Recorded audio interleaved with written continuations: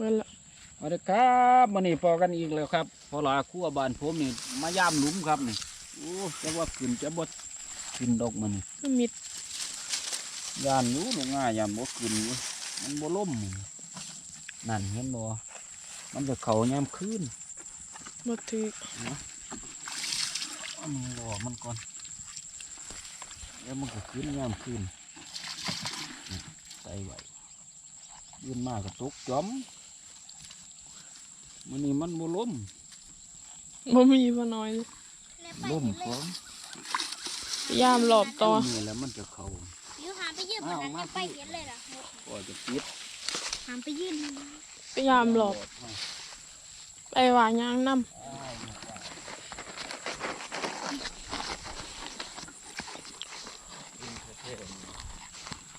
หลอบนี้มันสิถึกอยู่บ่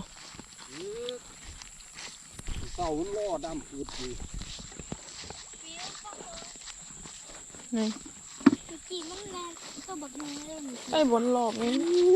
ไอ้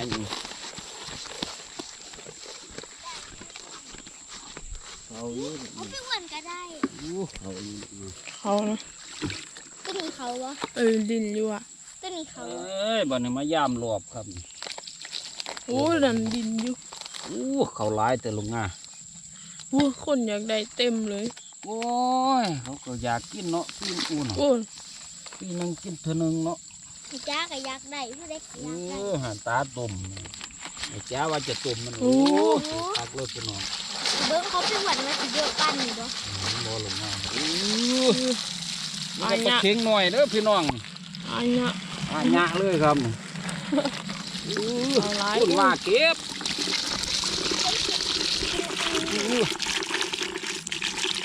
เดี๋ยวหรือไงเดี๋ยวเขาดีขังพยายามขึ้นมันเลยเขาตัวนี้เขาขึ้นเขาพยายามเล่นสองหลังนะมันนี่สองหลังนะไอ้สองหลังมันเองหลังนี่ได้อยู่หลังตลาดเยอะกว่าเตะอ้วนใส่บ่เป็นจับจุ่มเนาะ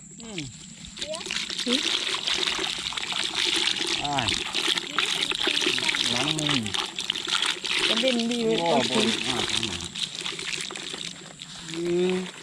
รอบมันบ่ล้มมันล้มนานหรอกว่าป้าคอคือมึงก็คอมันบ่ทันมามันต้องคอน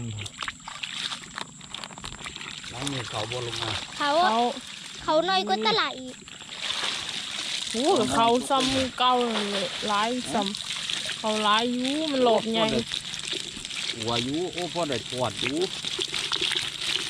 หลายอยู่ครับพี่น้องพอได้กินอยู่ครับนี่ปลาเข็งมันหน่วยโคตรนี่ปอดกรอบเกี๊ยวตำสมหมูโอ้เกี๊ยว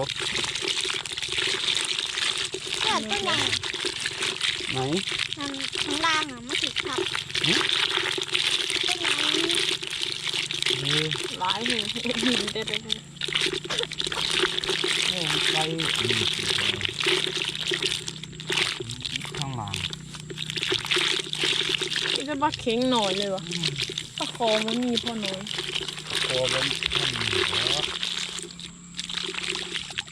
น้ำปนมุ่นตะโข